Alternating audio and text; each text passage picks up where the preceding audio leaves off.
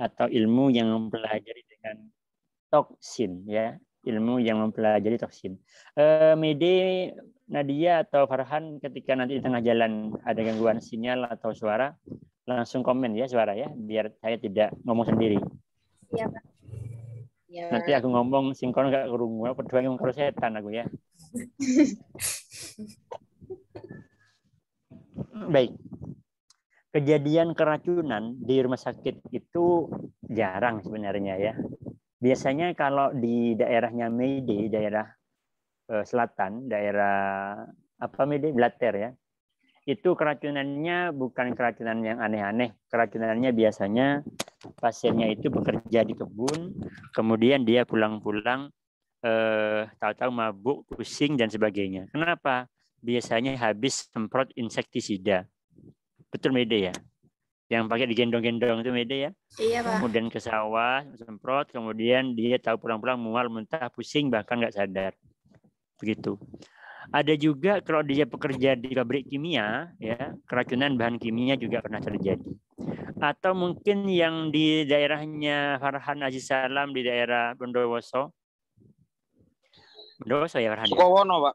Oh, Sukowono ya, kan dekat Sukobana Mas, Benda Besa itu dekat ya. Engki berbatasan, Pak. Ya, Taamanan Sukobana Benda Besa sudah Pak sudah ya.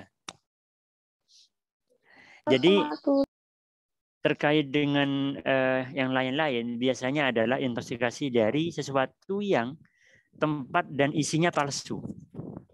Ya. Contohnya apa? Contohnya kemarin Lebaran bertamu ke rumahnya Nadia. Kalengnya kongguan, isinya rengginang. Itu palsu namanya ya. Seperti itu. Ada juga kejadian di mana yang paling sering kadang minyak tanah ditempatkan di botol aqua. Ada nih, atau thinner minyaknya cat itu diletakkan di tempatnya minuman, Sprite, Coca-Cola dan sebagainya. Nah, suatu ketika ada tetangganya atau temannya atau anaknya atau ponakannya, kemudian dia ke situ tahu-tahu dia mengambil makanan itu, minum dan diminum. Itu sering. Apakah ada lagi yang lain? Ada. Ada lagi. Contohnya apa? Keracunan obat. Ya. Misalkan Mede, dia pacaran dengan pacarnya sudah 25 tahun ya. Jadi umurnya baru 19 tahun, pacarannya 25 tahun. Kok bisa ya pacarannya sejak dalam kandungan? Kemudian diputus. Stres. Akhirnya minum obat. Obat apa? Obat anti pusing. Apa contohnya? Paramek. Spirosa kardus. Akhirnya keracunan obat juga. Itu juga intoksikasi. Ya. Ada juga. Kenapa? Ya, ada juga yang keracunannya itu bukan dari obat, bukan dari makanan, tapi dari nafsa, ya, narkotik, obat adiktif dan sebagainya itu.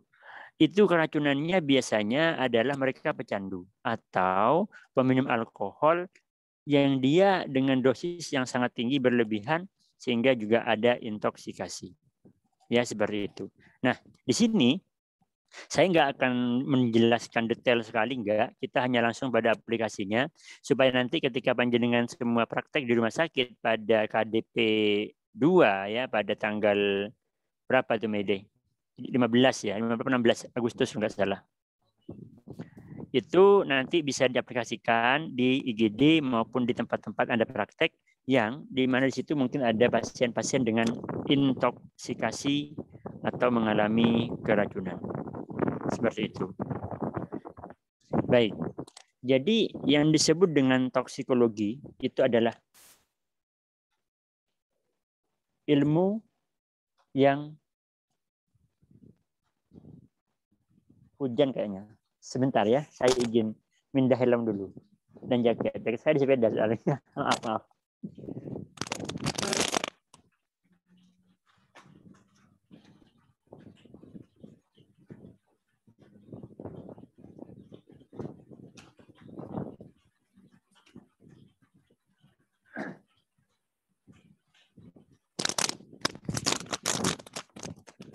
Bisa dilanjutkan ya? Oke, Pak. Baik. Jadi nama racunnya atau ini toksin namanya ya. Sehingga ilmu yang mempelajarinya disebut dengan tambailogi, bagi dirinya adalah toksikologi. Ilmu yang mempelajari tentang racun yang ada pada kondisi sehari-hari, ya, namanya toksin. Ilmunya disebut dengan toksikologi. Ilmunya disebut dengan toksikologi. Baik. Terkait dengan toksikologi ini sebenarnya sangat banyak ya yang perlu kita pelajari. Tetapi kalau kita belajar toksikologi lengkap, nanti itu sendiri ada 2 SKS. Ilmu yang mempelajari tentang toksin sendiri itu ada sekitar 2 SKS sehingga tidak selesai nanti kuliahnya. Jadi kita hanya fokus pada keracunannya saja. Baik. Jadi toksin itu adalah segala bahan kimia yang berefek negatif terhadap kehidupan. Itu disebut dengan toksin, ya, toksin.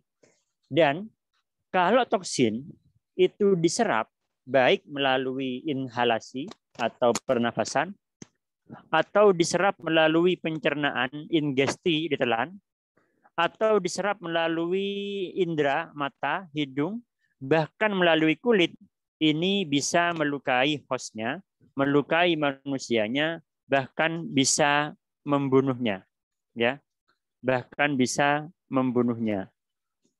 Sehingga toksin ini harus betul-betul dihindari dari kehidupan kita, walaupun kita ada toleransi dalam batas ppm. Rame ya suara saya dengan hujan? Boten nih, Pak. Enggak rame ya dengan hujan? Enggak, Pak. Baik, karena di sini ramai sekali. Ada suara seng kena hujan itu. Bersih kok, Pak. Ya. Baik. Jadi toksin ini macam-macam, ya, macam-macam jenis toksin. Ada lebih dari 1000 jenis toksin yang ada di sekitar kita. Nah, bagaimana toksin itu diserap? Tadi saya bilang bahwa salah satu cara penyerapan toksin itu dengan ditelan atau ingesti, ya, ditelan.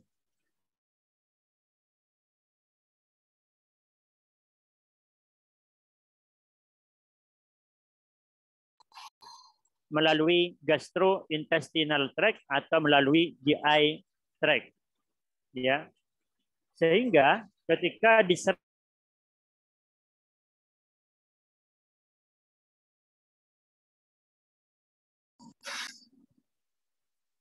diserap melalui gastrointestinal tract itu akan masuk pada saluran pencernaan,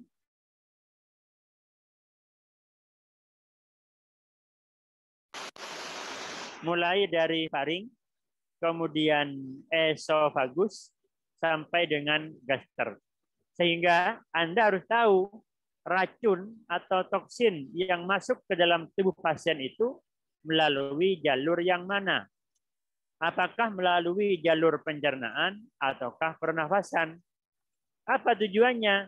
Tujuannya adalah Anda akan tahu nanti organ mana yang terkena, bagaimana penanganannya, itu nanti akan beda antara toksin yang diserap melalui pencernaan, kemudian toksin yang masuk ke dalam tubuh melalui jalur pernafasan maupun yang lainnya. Sampai sini jelas, Handiway? Jelas, Pak. Baik. Selanjutnya adalah dengan inhalasi atau diserap, ya. Inhalasi atau diserap. Diserap melalui inhalasi, melalui pernafasan, itu beda lagi. Kenapa? Karena yang terkena adalah pasti mulai dari faring, kemudian laring, trakea, bronkus, sampai dengan alveoli. Cara masuknya beda, kemudian akibatnya beda, dan efeknya juga tidak sama, penanganannya juga lain.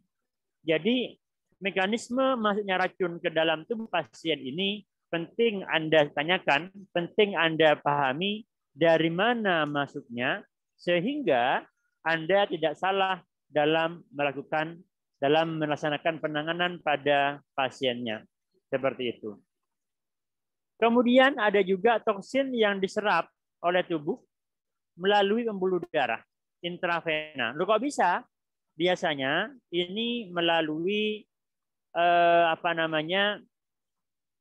suntikan mereka para pecandu, atau bahkan ada seorang yang memang dia MRS, kemudian dia keracunan obat melalui intravena.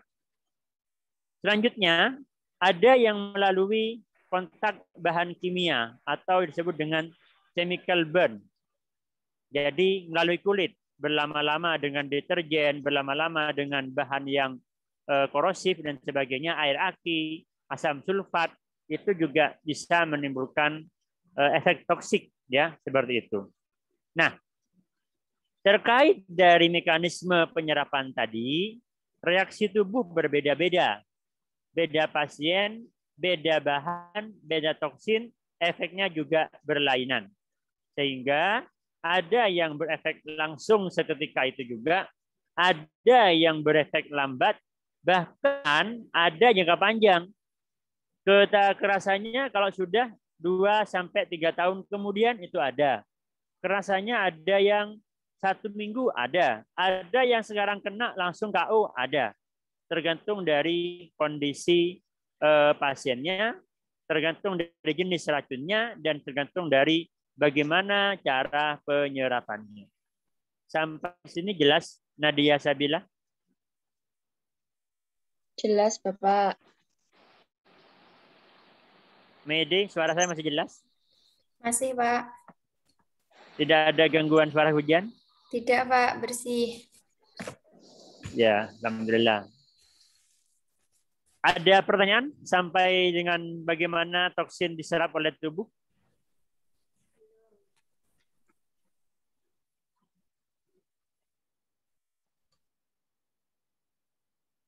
Tidak ada? Silakan, ada pertanyaan.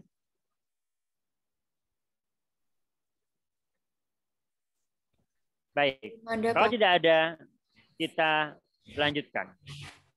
Ini adalah bahan-bahan yang terkadang disalahgunakan oleh mereka yang tidak bertanggung jawab, sehingga mereka menjadi keracunan atau toksin masuk ke dalam tubuhnya.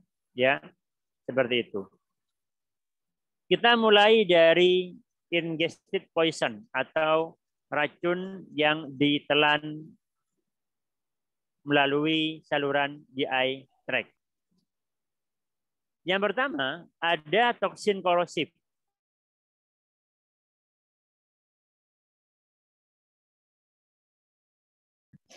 Bisa asam kuat, bisa basa kuat, bisa asam kuat, bisa basa kuat yang korosif. Apa contohnya yang asam? Adalah sulfur, belerang, kemudian kandungan niket kadmium pada baterai ABC, alkali dan sebagainya, juga karat pada besi. Itu semuanya adalah bisa menimbulkan korosif. Dan ini sifatnya adalah asam. Kemudian ada juga yang ditelan, masih telan, tapi dia basah. Ya, contohnya apa? Suklin, rinso, bisa juga baiklin, kandungan pemutih, itu juga bisa, tetapi itu adalah sifatnya basah. Ya, ada yang asam, ada yang basah. Dan sehari-hari di rumah kita bisa menemukan banyak toksin yang kalau penggunanya betul sebenarnya nggak toksin, ya, tapi karena digunakannya tidak betul maka menjadi toksin. Contohnya apa? obat tidur. Biasanya ini golongannya diazepam, ya, analgesik, obat penenang, antihistamin. Apa contohnya? CTM. Kemudian apa? Difenhidramin. Itu semuanya adalah antihistamin. Dan ada lagi obat gatal-gatal biasanya diberikan itu dexamethasone, kadang juga bisa menjadi toksik kalau berlebihan. Kemudian juga ada chlorpromazine atau CPZ, ada aspirin, sampai dengan merkurin, dan juga cairan pembasmi rumput. Ini kalau di rumah saya di desa itu ada obat namanya Rundap. Pernah tahu media Rundap? Farhan mungkin tahu Rundap ini. Iya, Pak, tahu. Biasanya disemprotkan pada rumput yang mengganggu. Ketika disemprotkan dia akan menjadi mati rumputnya. Namanya Rundap. Dan ini menjadi berbahaya pada kehidupan sehari-hari. Seperti itu. Ya. Cairan RT tadi. Yang kedua. Kenapa? Cairan RT tadi itu apa, Pak? Cairan rumah tangga. Oh. Pembunuh nyamuk, baygon, dan lain-lainnya. Ya. Biasanya kan baygon kalau dulu semprot itu disemprotkan pakai cairan kan sos. Kemudian disemprotkan pakai spray, itu kalau misalkan salah itu masalah. Biasanya kan kalau orang dulu baygonnya disemprot di kamar, orangnya masuk. Salah itu. Yang betul adalah orang yang mau tidur jam 8, setengah 8 kamarnya semprot dulu pakai baygon, setengah jam kemudian bermasuk. Jangan bareng, ya. Itu bisa merusak atau mengganggu saluran pernafasan Anda. Baik, yang kedua adalah inhaled poison atau racun toksik yang dihirup, adalah karbon monoksida atau CO. Karbon monoksida ini punya elektron valensi lebih kuat daripada oksigen, sehingga kalau ada karbon monoksida dan oksigen, hemoglobin kita lebih memilih karbon monoksida. Biasanya ini terjadi pada orang yang tidur dalam mobil, ketiduran mungkin, mobilnya hidup, AC-nya hidup, pintunya ditutup rapat, jendelanya ditutup rapat, kemudian ada kebocoran bahan bakar, knalpot masuk ke dalam, ada karbon monoksidanya terhirup, jadilah dia meninggal dunia dengan tenang. Kenapa tenang ya? Karena CO-nya ini masuk ke dalam pernafasan, dia adalah pemenang dari valensi, sehingga dia lebih disukai oleh hemoglobin. Hemoglobinnya tidak mengikat oksigen, tapi lebih cinta pada CO, sehingga HbCO bukan HbO2. CO ini adalah racun bagi otak dan tubuh kita. Sehingga alasan mengapa orang kadang diketemukan di taman, di pinggir jalan, naik kendaraan, naik mobil, malam-malam tidur, meninggal paginya dalam kondisi mesin hidup, itu berarti dia keracunan zat karbon monoksida dari asap knalpot. Ya, dari asap knalpot yang dikeluarkan oleh kendaraan tadi. Ya. Kemudian ada bentuk lain dari toksin yang sama dengan gas. Ya, ini adalah asap. Anda mungkin pernah naik mobil ke Surabaya atau kemana, kemudian ada tangki, mobil tangki yang isinya adalah NH3. Isinya apa? NH3 atau amonia. Itu kalau pecah, kalau bocor, waduh, sudah. NH3-nya racun bagi otak ya. NH3 namanya, atau amonia. Racun bagi otak. Kemudian ada sianogen atau sianida, racun yang bersumber dari sianogen atau sianida, ini juga beracun. Dan ada karbon dioksida, walaupun karbon dioksida ini tidak seganas, tidak sebahaya, tidak mematikan dari karbon monoksida yang tadi saya bilang bahwa elektron valensinya itu lebih baik, lebih kuat mengikat hemoglobin dibandingkan dengan oksigen. Termasuk juga gas lubang dalam tanah. Saya pernah ada tetangga ya di rumah itu tukang gali sumur ya. Dia tukang gali sumur di rumah. Kemudian tiba-tiba dia waktu gali enak saja, tapi tiba-tiba dia sesak di dalam dan meninggal. Ternyata di dalam sumur ada gas yang nggak tahu gas apa sehingga dia membunuh tukang penggali sumur itu. Seperti itu. Sampai sini apakah ada pertanyaan? Silakan.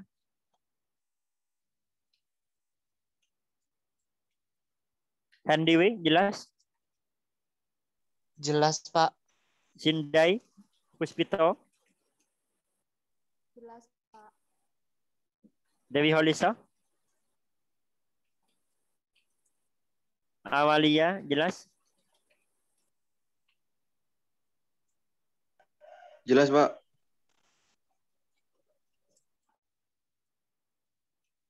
Baik, kita lanjutkan kalau jelas. Terkait dengan bagaimana perawatan dari emergensinya. Kalau yang chemical burn itu ya tadi sudah ada asam basa ya, tadi sudah jelas ada air aki, asam sulfat dan sebagainya. Itu contoh dari chemical burn atau luka, bahan kimia yang masuk lewat kulit atau lewat permukaan tubuh, ya.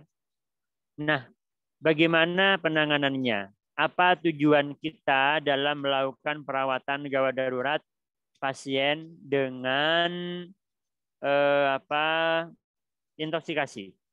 Ya. Yang pertama adalah kita mengubah atau menginaktifkan toksin yang diserap sebelum lebih jauh dia masuk ke dalam tubuh pasien. Ya. Kemudian jangan lupa berikan perawatan suportif untuk mempertahankan organ vital, jantung terutama, ginjal juga dan juga paru-paru di otak ya, seperti itu. Dan jangan lupa ada antidotum istilahnya, obat penawar racun. Namanya adalah antidotum. Biasanya kalau untuk pencernaan itu ada IPK namanya, ada juga sukralfat, ada juga laktulosa.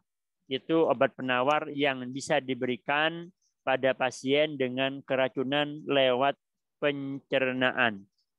Ya. Lewat pencernaan. Kemudian mengeliminasi. Kalau sudah masuk dikeluarkan secepat mungkin. Nanti ada tindakan namanya fosdiuretik.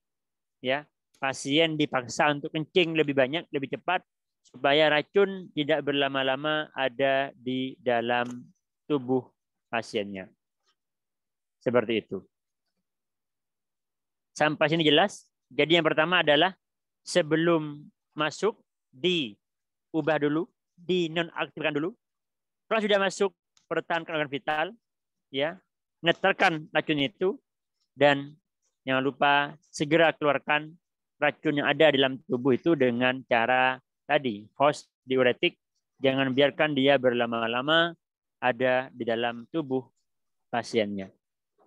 Sampai sini apakah jelas atau ada pertanyaan?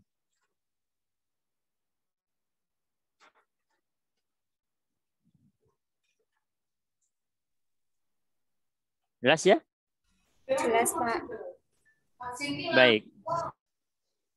Sekarang kita lanjutkan pada bagaimana gejala klinis dari pasien pada masing-masing jenis racun dan bagaimana cara masuknya. Yang pertama adalah racun yang ditelan atau ingested poison. Itu adalah asam yang paling sering, mulai dari belerang. Hati-hati Anda ketika berhiking ke Kawah Ijen. Farhan sudah pernah ke Kawah Ijen, Farhan? Belum, Pak. Kawah Ijen belum? Belum. Tapi tidak Sama minat, sekali? Pak. Mungkin tidak minat, Pak. Tidak kuat. Pak. Oh, tidak minat dan tidak kuat. Nabila pernah ke Kawah Ijen? Mayday Saya, pernah? Pak. Ya. Pernah, Pak. Pernah saya, Pak. Berapa kali? 1, Pak. Itu pun terakhir aja deh. Oh, sekali aja. Capek, Pak. Saya ke Kebahagiaan itu insya Allah sudah ada hampir 10.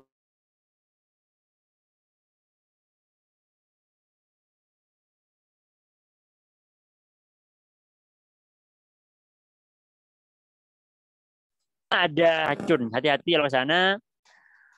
Racun belerang itu korosif dan bisa merusak paru-paru dalam waktu singkat. Ya. Biasanya kalau keracunan asam, orangnya akan merasa panas, nyeri hebat, dan mulutnya serasa terbakar. Ini kalau ditelan, ya.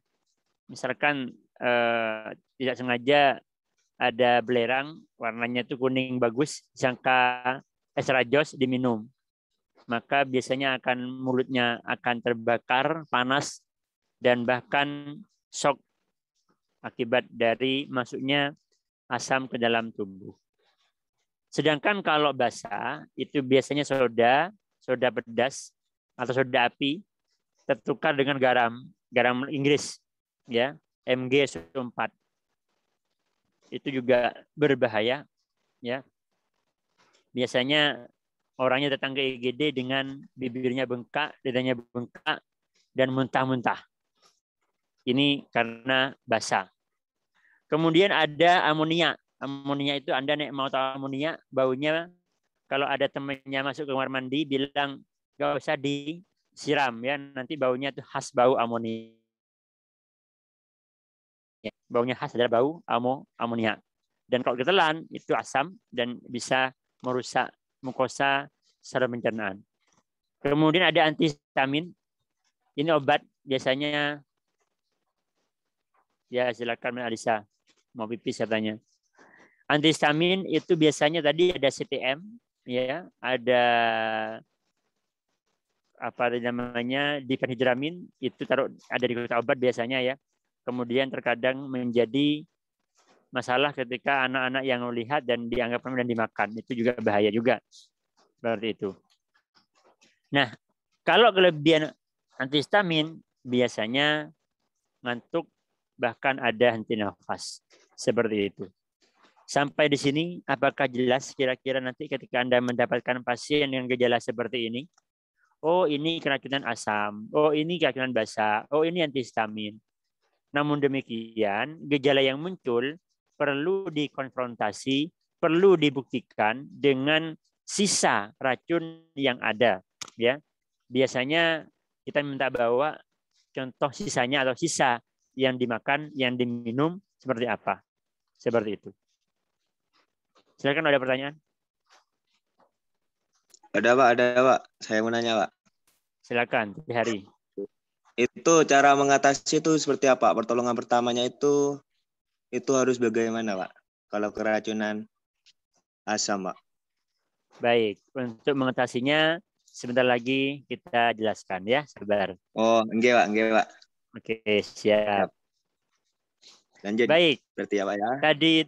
Tadi ini adalah bagaimana gejala klinisnya, ya. Gejala klinis masing-masing orang yang keracunan asam, keracunan basa, amonia maupun antihistamin dengan cara ingesti atau ditelan, ya, dengan cara ditelan.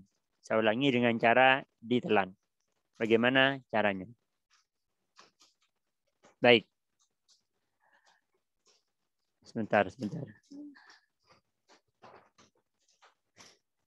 Kita lanjutkan. Contoh tadi antihistamin, selain dari difenhidramin, CTM, ini ada asam asetil salisilat atau aspirat atau aspirin. Biasanya digunakan sebagai obat anti nyeri atau anti demam.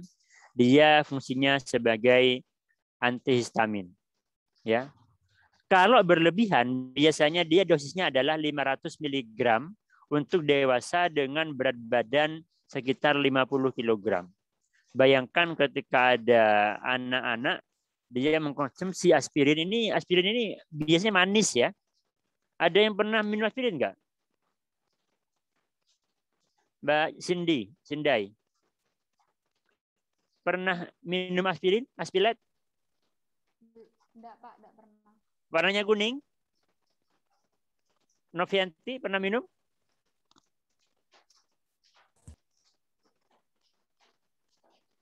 Enggak pernah. Itu warnanya kuning dan dia manis sehingga kadang tertukar dengan permen pada pada anak-anak. Nah, kalau dosis toksin sedang itu biasanya dia mual. Kemudian telinga berdenging atau tinnitus sampai dengan tidak bisa mendengar ya. Kalau dosisnya sangat tinggi, mulai dari mengantuk sampai dengan adanya muntah darah. Masih ingat apa istilah lain dari muntah darah? Mbak Putri Ayu Wulandari.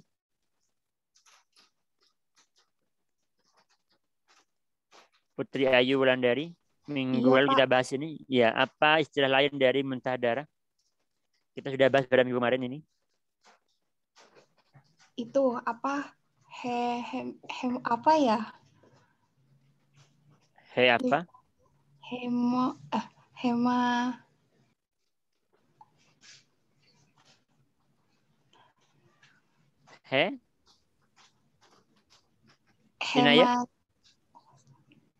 Inaya itu Zakia.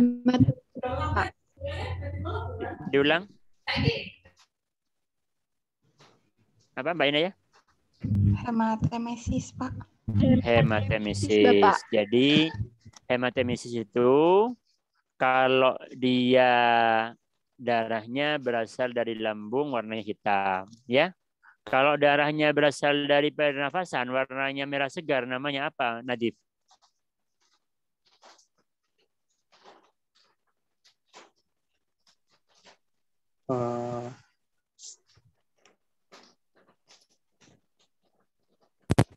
Hematosis, Pak. Hemapto, ya bagus sekali ya. Kemudian ada juga antihistamin golongan barbiturat. Biasanya ini ada dalam obat tidur, mulai dari diazepam, chlorpromazin, CPZ, dan benzodiazepin ya, seperti itu. Biasanya dia sakit kepala sampai dengan ada namanya pinpoint pupil. Ingat ini, ada istilah pinpoint pupil.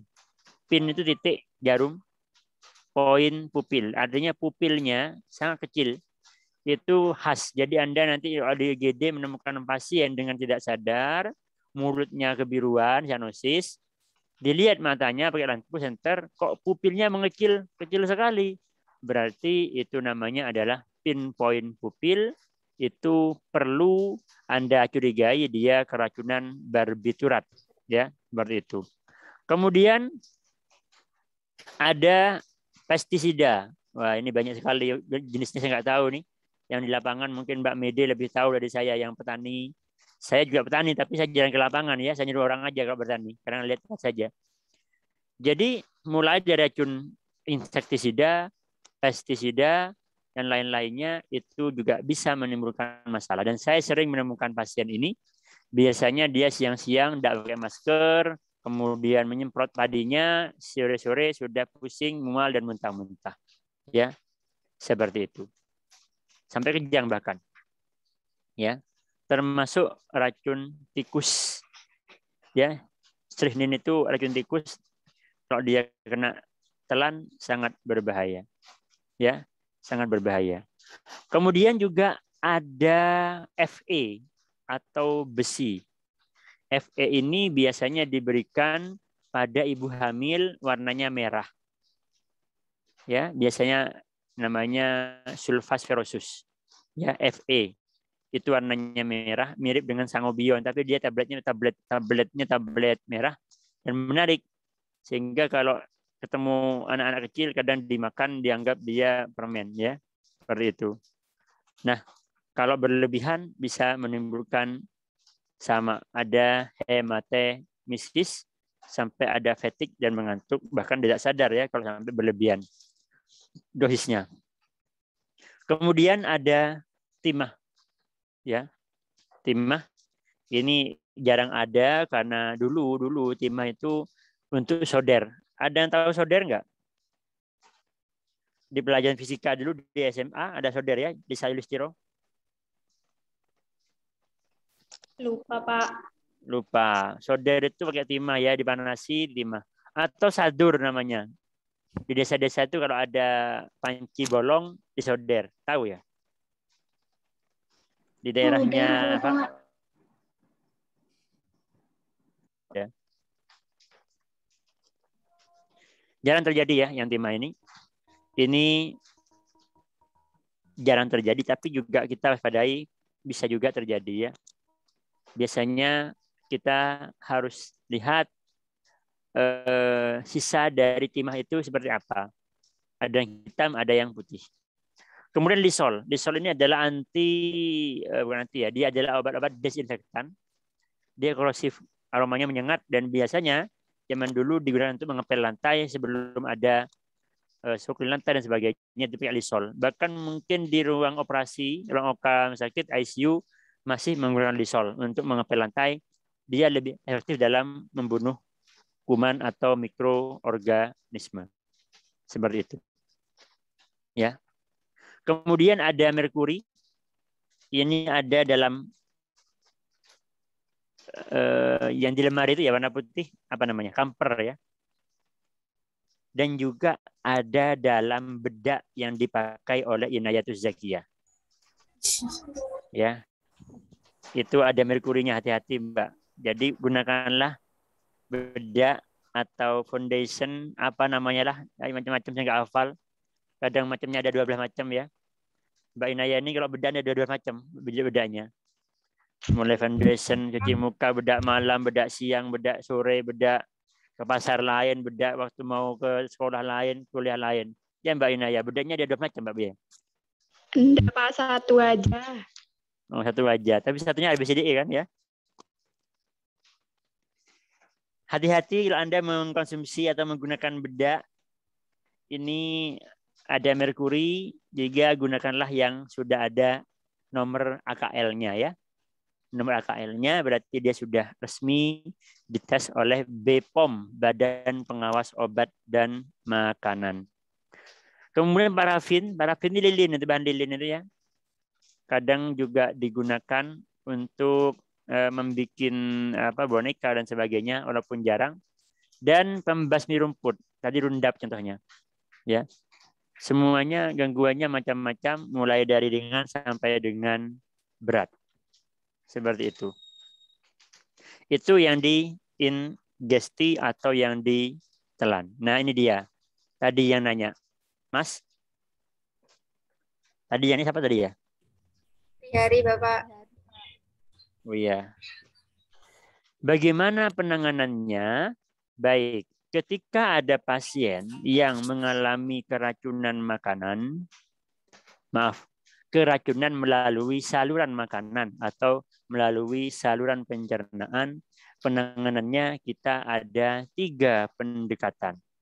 Ya, ada 3 pendekatan yang dilakukan. Yang pertama adalah keluarkan jika memungkinkan. Ya, keluarkan jika memang memungkinkan. Kedua, berikan antidot atau penawar racun jika Anda memilikinya. Ya, jika Anda sedia obat antidotnya. Ya. Yang ketiga adalah simptomatik. Apa itu? Ya, nek pusing, berikan anti pusing, nek mual, anti mual, nek dia muntah-muntah, berikan anti muntah, nek dia kekurangan cairan, berikan cairan, nek dia muntah darah, hentikan perdarahannya, dan transfusi dan sebagainya. Seperti itu. Jelas ini, Mas? Terjelaskan tadi yang nanya ya? Iya Pak, jelas Pak. Jelas. Jadi ada 3 pendekatan yang dilakukan. Yang pertama adalah toke, keluarkan jika mungkin. Yang kedua, berikan penawarnya. Bisa menggunakan IPK, sirup IPK, bisa juga menggunakan sukralfat atau menggunakan laktulosa. Kemudian yang ketiga adalah sesuai dengan gejala atau simptomatik. gejalanya apa, itu yang dilakukan. Seperti itu. Sampai di sini, apakah ada yang ditanyakan? Jelas ya? Jelas Pak, jelas Pak. Baik. Pak, Lantas, silakan. Pak, dulu tetangga saya itu ada yang mengkonsumsi baygon ya Pak. Nah, Ya, dia terus? tadi kan penata laksanaannya, pendekatannya itu salah satunya kan berikan penawar ya Pak. Nah, ketika dia itu mengkonsumsi baygon itu kan berbusa Pak mulutnya. Itu dikasih Kemudian? itu loh Pak, air kelapa. Itu benar atau Air salah Pak? kelapa. Baik, air kelapa itu sifatnya adalah asam. Dia banyak mengandung natrium. Kalau di air kelapa itu sebenarnya adalah dilusi ya, teknik pengenceran. Teknik pengenceran. Jadi pengenceran artinya supaya konsentrasi zat beracunnya itu bisa lebih berkurang. Sebenarnya tidak hanya dengan air kelapa ya, bisa aja dengan air putih biasa sama saja.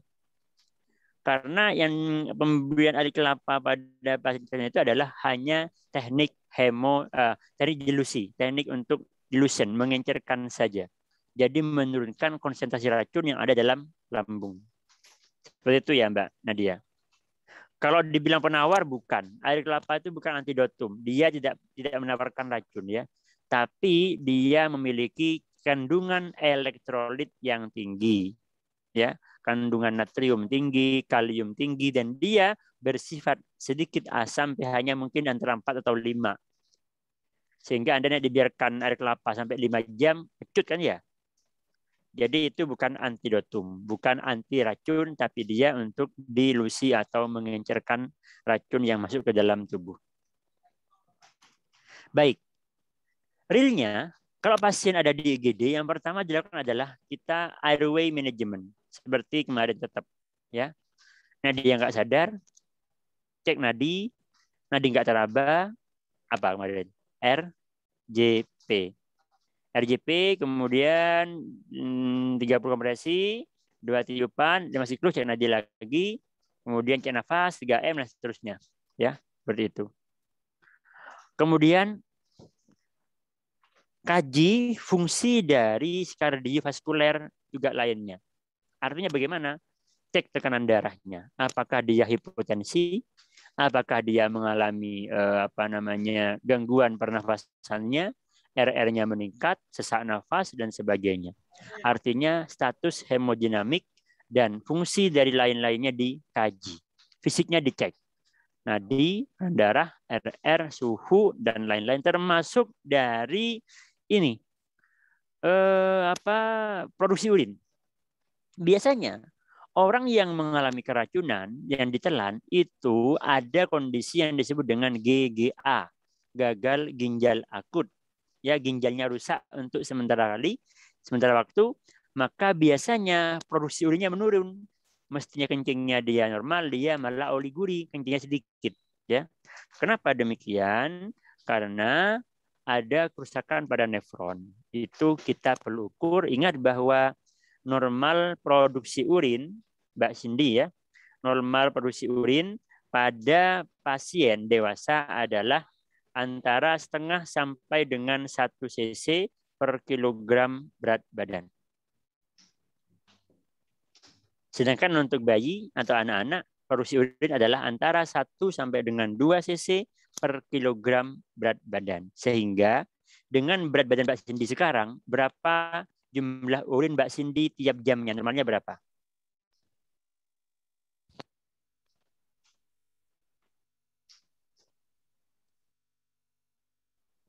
Berapa Cindy? Gimana Pak tadi Pak? Hah? Gimana Pak tadi? Abah mak gimana? Fentan aja tak yorengin dek reman iko. Ejep Pak ini. Bukan fentan orang tak jepin ya, fentan aja tak yorengin.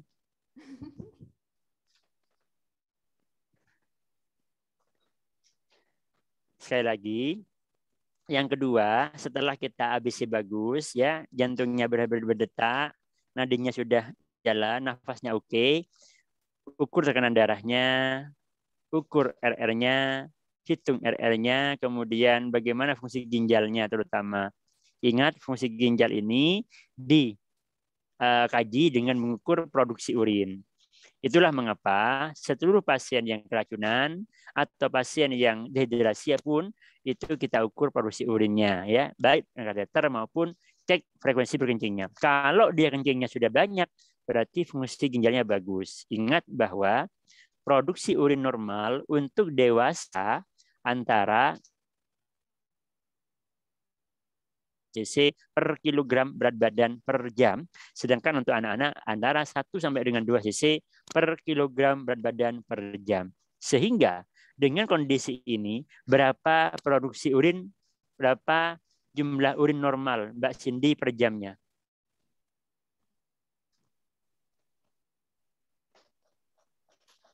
Berapa, Mbak? Bentar, Pak. Masih dihitung. Piro, Mbak?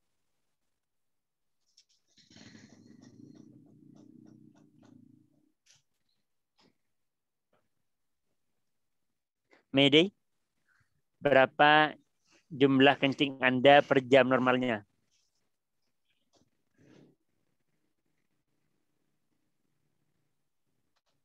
Mayday, Berlian Salsabila. Bentar, Pak.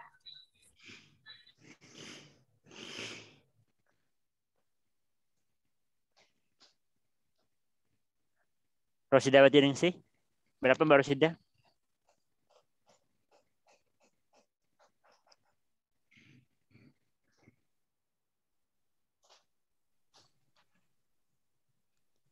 Ratus Pak. Wih, beser sampai berarti ini 400. Handiway, 27 hingga 54.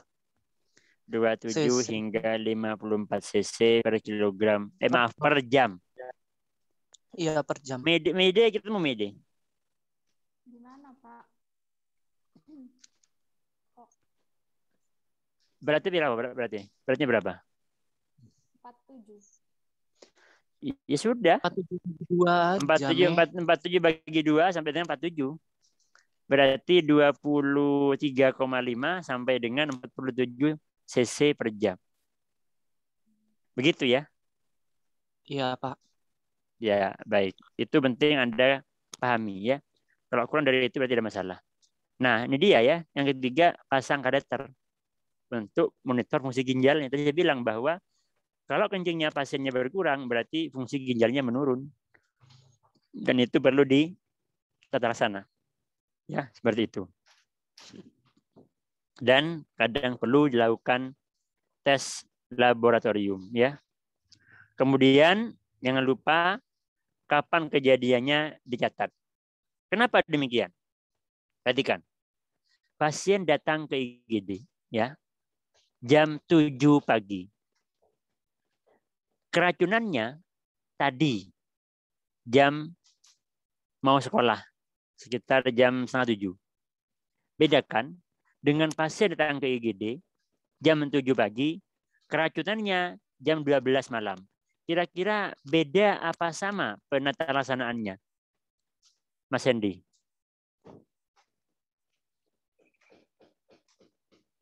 Handyway. Iya, Pak. Sama atau beda kira-kira penata laksanaannya? Satunya datang jam 7, keracunannya jam 6:30. Satunya jam 7, keracunannya jam 3 subuh. Foto-foto menelan baygon. Ya. Beda. Bedanya di mana? Di waktu Beda sejak reaksi. menelan itu. Iya, waktunya di apanya bedanya itu. Jadi sama-sama minum baygon ya. Mayday Iya. putus dengan pacarnya. Minum baygon jam 6:30 pagi. Jam 7 pagi bawa ke IGD. Kemudian Nadia putus juga tengah malam. Jam 12 malam putus dengan pacarnya. Minum baygon juga. Tapi dibawanya baru jam 7 pagi. Foto-foto di IGD sampai jam 7. Bedanya si Mede itu minum baygonnya setengah 7 pagi, si Nadia minumnya jam 12 malam. Sama nggak kira-kira gejalanya? Beda, Pak. Iya, beda, Pak. Bedanya di mana? Reaksinya. Apalagi?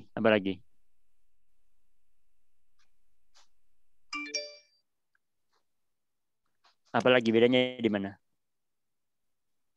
Kalau misalkan dari waktunya saja sudah berbeda kan kemungkinan apa ya Pak? Toksiknya kan misalkan waktunya sudah lebih lama nih kan toksiknya bisa lebih menyebar lagi gitu Pak. Jadi Nah, itu dia. Jadi, jangan lupa Anda kaji waktu sejak menelan ini kapan. Ya, waktu kejadiannya kapan. Pasti beda. Kalau setengah jam, mungkin racunnya, baygonnya, baiklinnya masih sampai di gaster. Tetapi kalau sudah 3 jam, 4 jam, 5 jam, racunnya itu sudah sampai pada duodenum, bahkan sudah diserap sampai ke hepar. Sehingga gejalanya lebih parah Mede apa Nadia?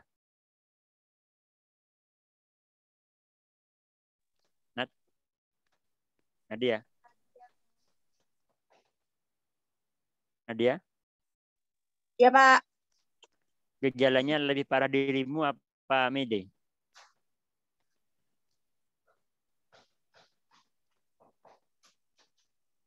Mana Nadia nih hilang-hilangan? Loh, iya, Pak. Ini di saya, Pak.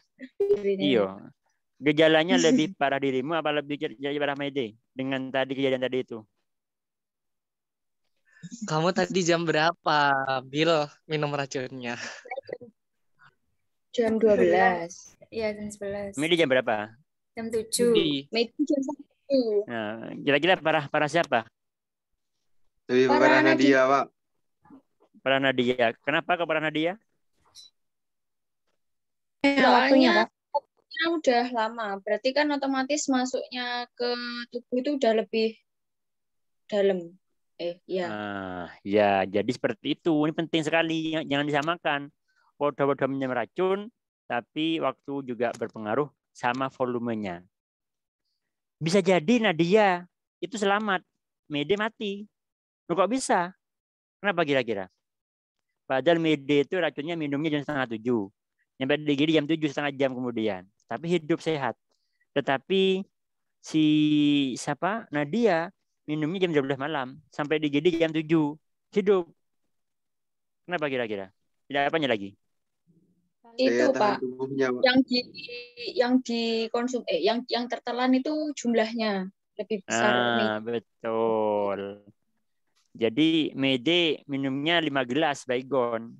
Sedangkan si Nadia atau Edoan hanya cap-cap saja ya, tetes. Selamat dia. Ngomongin, weh perhatian, aku minum baygon, nggak mati. Oke, enggak. Tetes saja ya, walaupun siapapun bisa gitu ya. Baik, kita lanjutkan sekarang. Terkait dengan pelaksanaan selanjutnya.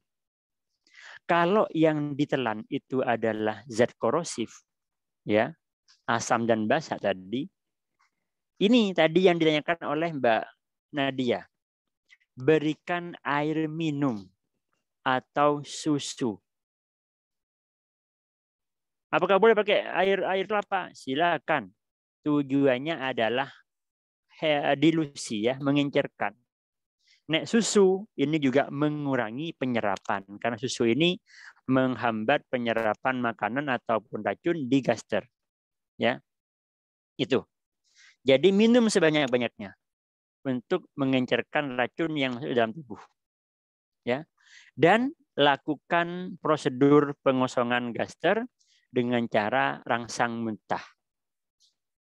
Saya tanya nih pada Awalia, bagaimana cara merangsang muntah pada pasien?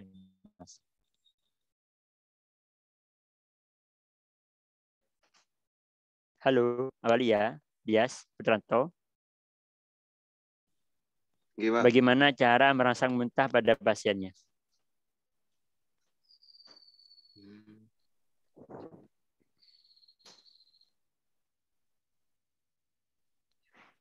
Bagaimana caranya merangsang muntah pada pasien?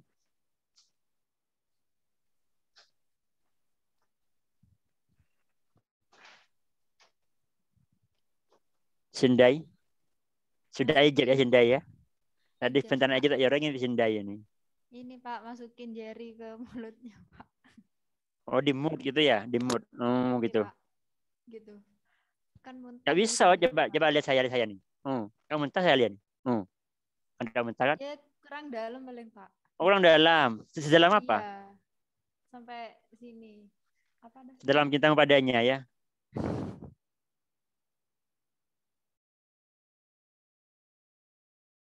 Gimana caranya? Cynthia Triutami merangsang muntah pada pasien. Ini nyata loh ya, nanti Anda harus bisa di lapangan ini. Nah, cuma dimasukin jari aja, di mood, pasien seneng, pasiennya di mood jadi. Oh, dicokot Pak Monggo. Cynthia Triutami yang sudah pipis, bagaimana caranya? Belum pernah tahu, Pak. Memposisikan wajah lebih rendah dari badan, Pak. Sungsang ya, Ya. disungsang. Oh, Intan salah. Mahrisa, bagaimana caranya? Pijat leher, Leher cekik. leher belakang. Ya malah enak, nggak muntah-muntah dia, seneng. Kan biasanya gitu tuh Pak. Orang Nadia orang Utami, tua Nadia gitu. Sabila Utami. Bagaimana cara merangsang muntah pada pasien? Tadi itu jawaban saya, Pak. Di wajahnya lebih rendah daripada badannya. Songsang pasiennya yo, kakinya diangkat dipegang gitu. Minum air garam, Pak. Hangat. Minum air gas, nggak jorong muntah. Siapa yang bisa? Ini ada pasien keracunan kemudian dia mau kita muntahkan, gimana caranya? Disogrok, Pak. Disogrok sampai mana? Sampai ke tenggorokan, Pak. Nggak bisa masuk terlalu dalam, Mas. Sampai dinding faring posterior. Itu namanya gag refleks. Tapi Anda nyogroknya jangan pakai tangan, nanti kecokot. Anda nyogroknya menggunakan spatel, masukkan dari mulut sampai ke faring posterior. Pasti muntah dia. Gitu. Jelas? Ya, namanya apa? Gag refleks. Mana, Pak? Gag refleks namanya ya. Gunakan teknik gag refleks, GAG. Gag refleks, caranya bagaimana? Ambil tong spatel, kemudian sentuhkan atau ya sentuhkan lah ya, masukkan ke dalam mulut sedalam sampai menyentuh dinding faring posterior. Dinding faring posterior itu Anda lihat pasien buka mulut, di bagian paling belakang itu namanya dinding faring posterior. Ketika kita sentuhkan itu akan muntah pasiennya. Jelas ya? Sindai. Jelas, Pak. Pakai tangan tidak bisa ya kalau pasiennya dewasa, Sindai ya, tidak nyampe tangannya. Kecuali pasiennya anak-anak. Apalagi tangan Anda pendek. Jadi kalau memang dewasa menggunakan tong spatel atau stick es krim untuk mengsogrok atau menggag reflekskan sampai pada dinding faring posterior. Jelas? Jelas, Pak. Sebenarnya ada satu lagi cara untuk membuat muntah dengan cepat. Tidak perlu sogrok. Apa kira-kira?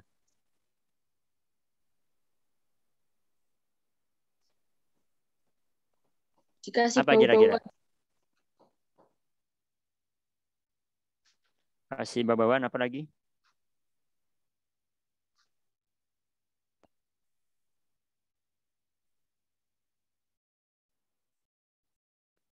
Ada yang tahu?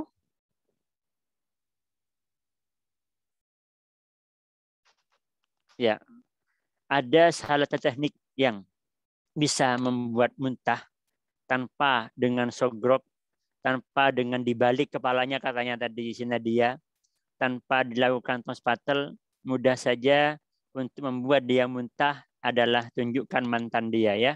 Dia pasti akan muntah. Pak. ada. Udah serius loh ini. Serius loh, Pak. Dan saya dua rius. Masa disemsang barang, disemsang pasiennya jadinya dia mau yo san wis mantane kon teko kan mesti muntah dia. Yang kedua adalah gastric lavage. Istilah lainnya nih Anda nanti sakit namanya adalah GC, gastric cooling ya, gastric cooling atau gastric lavage atau kumbah lambung atau korai lambungnya. Ini wajib dipasang NGT terlebih dahulu ya, menggunakan lavage gastrik, kumbah lambung, di korai lambungnya ya. Sudah pernah masang NGT kan ya? Sudah? Pernah, Pak. Jadi nanti saya dipasang di korai. Menggunakan air putih bisa, menggunakan NS juga bisa. Nanti diakhiri dengan pemberian laktulosa atau IPK atau sukralfat ya setelah kosong lambungnya.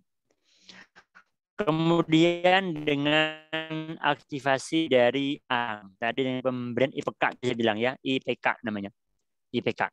Nah, jika sudah stabil, tensinya sudah baik, sudah sadar dia ya. Sudah sadar, kemudian dia sudah bisa bicara, maka bisa disuruh pulang pasiennya, tetapi jangan lupa discharge planning. Ya, discharge planning itu adalah rencanakan tindakan di rumah. Edukasi pada pasien, jika sewaktu-waktu ada hal yang darurat, maka segera lakukan tindakan seperti itu. Ada namanya discharge planning. Nah, kalau keracunannya pasien ini karena saset, seperti di Mayday, dia minum Baygon, kemudian Nadia Sabilah Utami minum Baygon, tanyakan alasannya, kenapa dia, oh ternyata dia saset, atau BD, bunuh diri, karena putus dengan pacarnya, atau karena dimarahi Pak Cip, dan sebagainya gitu ya.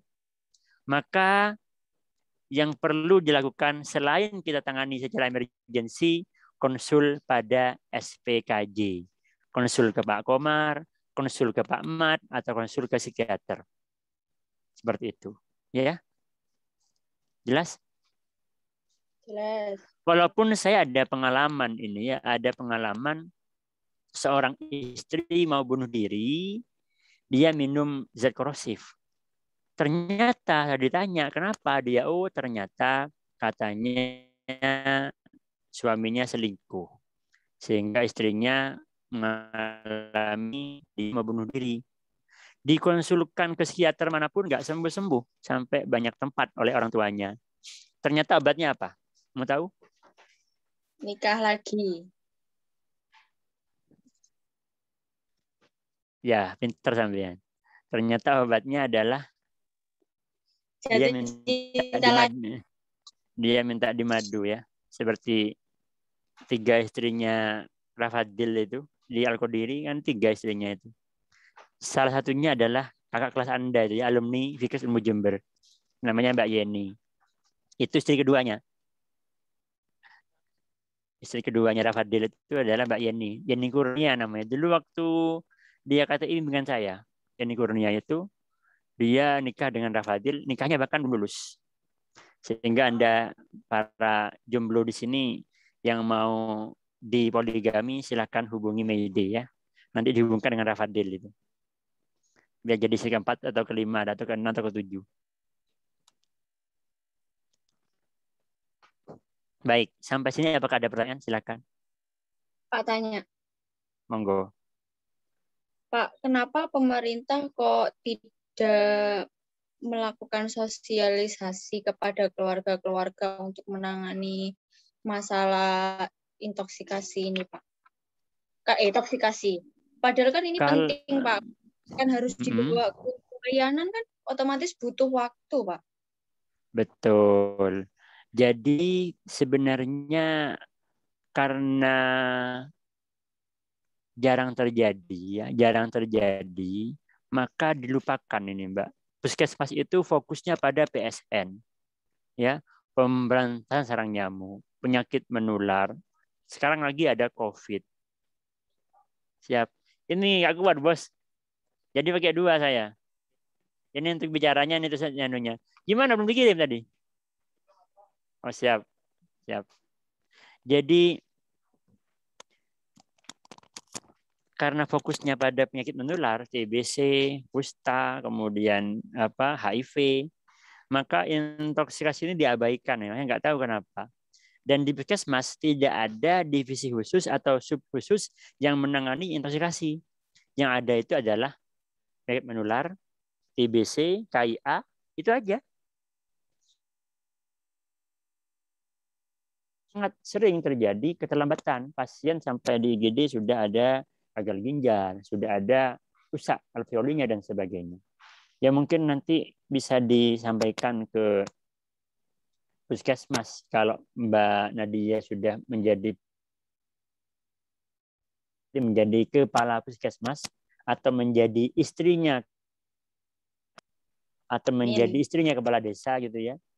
Ada Mas Farners, namanya siapa namanya? Dia praktek komunitas di desa, kemudian ternyata Pak Kadesnya yang duda itu akhirnya kepingin jatuh cinta dan nikah. Ya sudahlah, jadi lulus dari NES jadi Bu Kades. Kan enggak apa-apa. Pemegang program untuk diusulkan bagaimana yang mengalami intoksikasi seperti itu. Begitu ya, Pak Nadia. Diabaikan memang betul karena seluruhnya fokus pada penyakit dan apalagi COVID sekarang ini. Nah, ini beberapa hal yang simpel sebenarnya. Simpan bahan-bahan yang untuk di tempat yang tidak dijangkau orang bingung, orang yang dengan retardasi mental, atau orang-orang yang lagi posang tidak sendiri ya. Yang lagi posang itu repot ya. Es krim, disangka Sprite diminum. Apa awasin? Posang, Pak. Apa nyata laki tak nemu ya. Jadi akhirnya dia menampakkan ada penampakan baygon jadi Sprite atau Coca-Cola ya. Kan sama hijaunya itu. Baygon hijau, lah hijau. Sangka itu diminum. Apa hati-hati itu. Dan jangan lupa tempatkan cairan di botolnya. Ya, jangan palsu. Tadi contohkan kalau bertamu ke rumahnya Octavia itu hari raya bungkusnya isinya rengginang, kejeput. Jadi tetap apalagi palsu. Ya, kan ada lagu racun di tangan kananmu, madu di tangan kirimu. Jelas ini sudah ya. Oh salah. Racun di tangan kirimu. Kau berikan padaku kira-kira ya Mbak Nadia.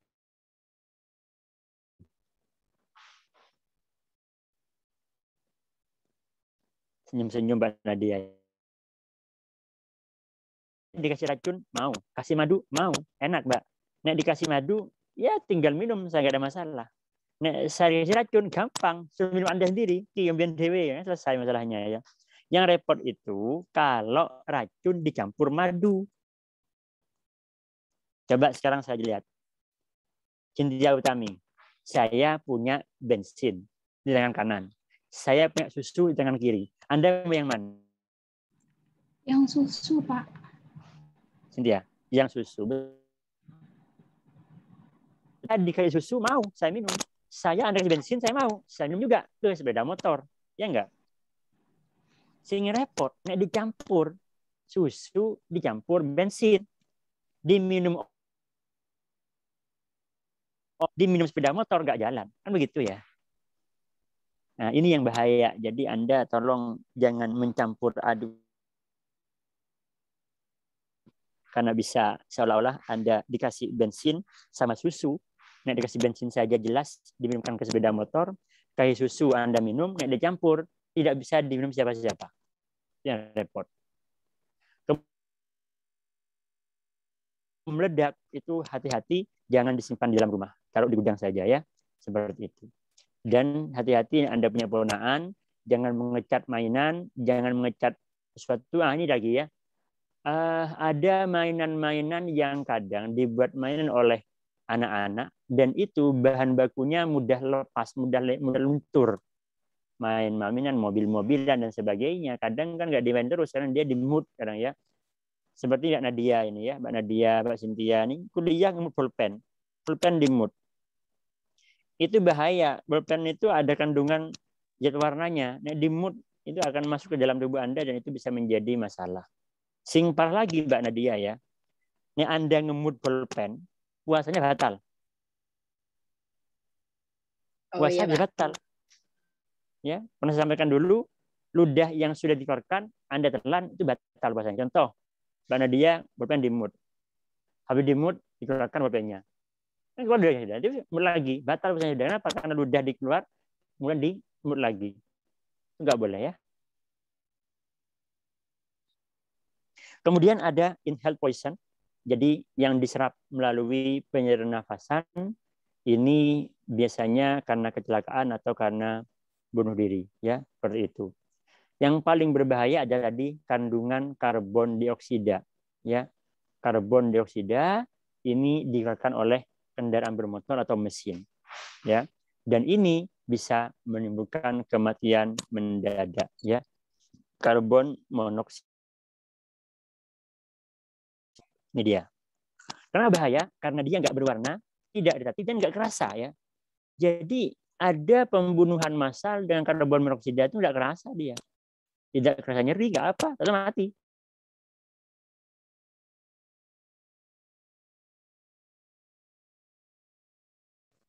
Dia lebih mengikat Hb dibandingkan dengan karbon dioksida, bahkan oksigen kalah dengan karbon monoksida. Kenapa demikian? Biasanya lebih baik dibandingkan oksigen. Jadi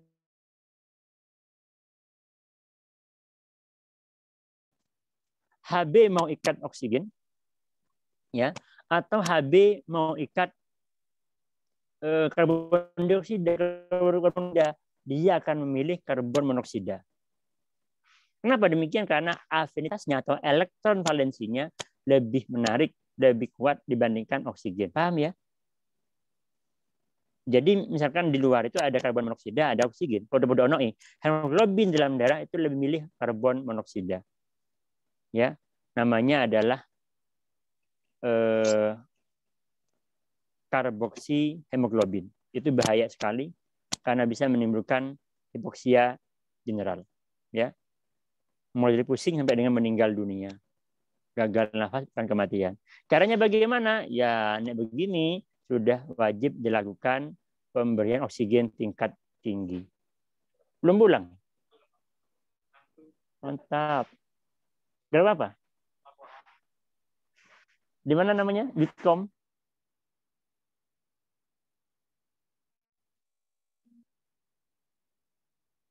Buka ya? Siap.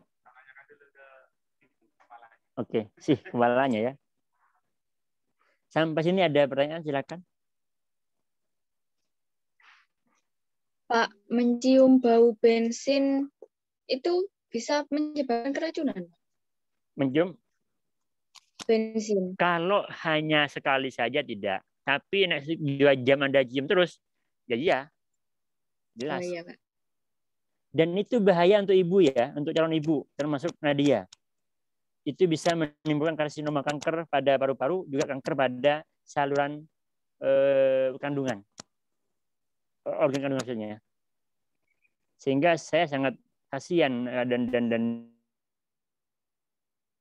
melihat para perempuan di pom bensin sebagai petugas itu. Yang kasihannya apa? Dia kan tiap hari hidup gas bensin itu ya. Itu juga bahaya bagi pernafasannya, juga bagi kandungannya. Seperti itu. Sampai sini apakah ada pertanyaan? Untuk gas, intinya adalah kuncinya oksigen. Setiap keracunan gas, intinya oksigen. Kalau nggak ada oksigen, bawa ke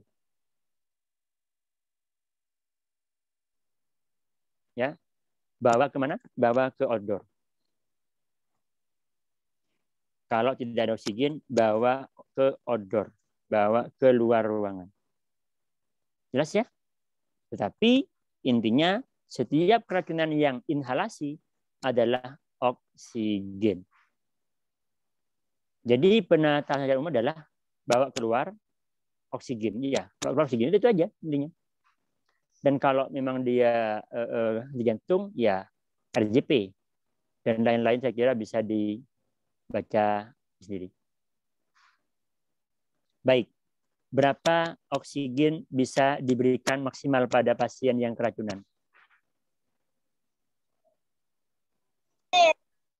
Mbak Intan Mahrisa, berapa oksigen bisa diberikan pada pasien yang keracunan? Baik karbon monoksida maupun karbon dioksida maupun gas yang lain. Maksimal bisa diberikan.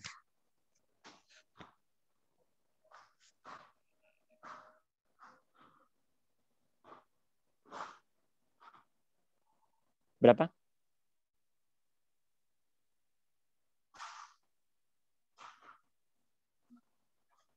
Maksimal adalah sama dengan menit volume.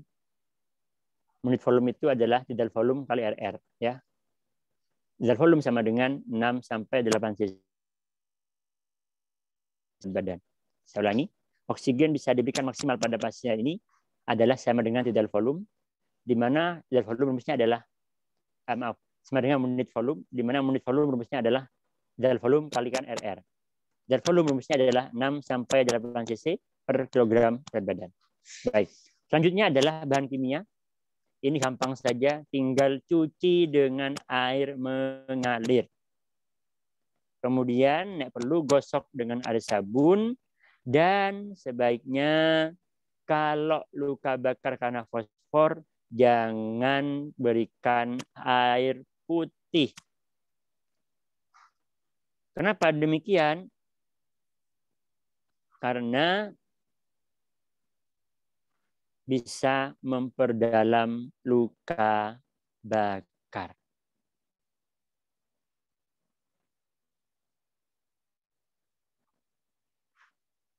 Sampai sini jelas?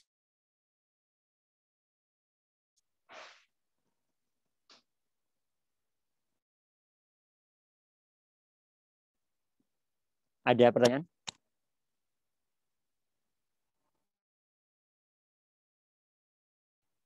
Jelas ya? Habis ya Mede? Mede sampai berapa Mede? Gimana Mede? Pak? Sampai jam berapa habis ya waktunya? 17.00 Pak. Oke, lewat. Oke, yang lain saya kira mudah. Yang belakang bisa dibaca sendiri. Hati-hati, ini adalah kondisi yang bisa memicu terjadinya keracunan karena saset. Kenapa demikian? There are only 2 times I feel stress. Ditanya, Cindy, kenapa pembian minum racun? Cindy, kenapa Anda kok minum baygon? Katanya,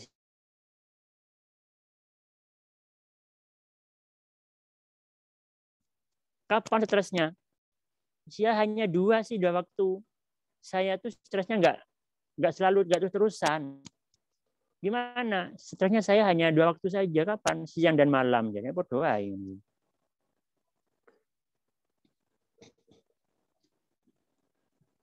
Jadi ini penting dikaji karena terkait dengan saset, ya. Seperti itu. Pas selesai. Silakan kalau ada pertanyaan. Karena waktunya sudah jam 17.07, sebentar lagi asar dan maghrib. Sebentar lagi adalah maghrib. Silakan kalau ada yang ditanyakan. Pak, mau tanya, Pak.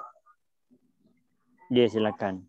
Pak, ada praktikum lagi enggak, Pak? Ada apa? Praktikum lagi.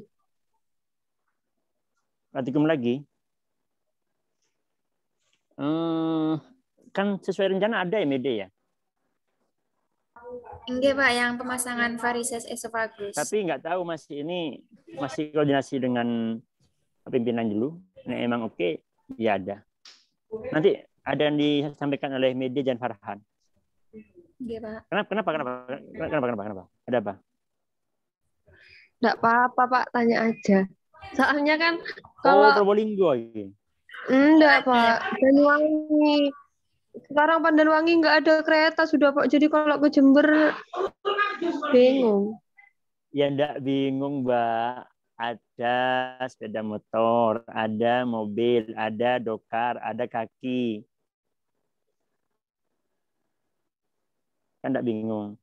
Yang Probolinggo apa ya bingung sing saya mau boleh itu? Kelas A. Ada lagi yang kan? Kelas A.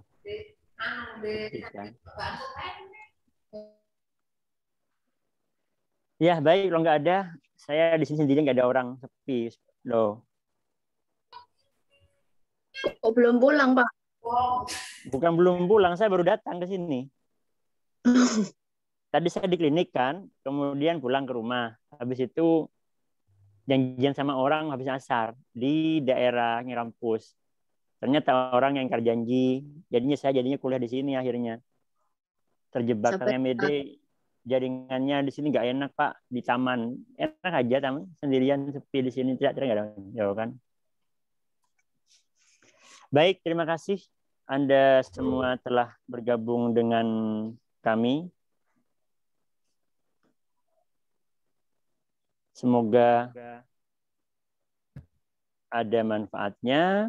Marilah kita berdoa bersama-sama.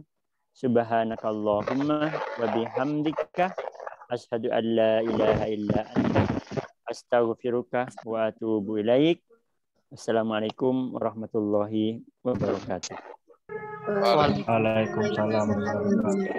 Jangan lupa bagi laboratorium yang sudah masuk di grup, kita mulai pembelajarannya mulai minggu depan ya, Mbak Mede, Cindy dan lain-lainnya. Selamat istirahat dan mandi. Atur suwun, saya izin.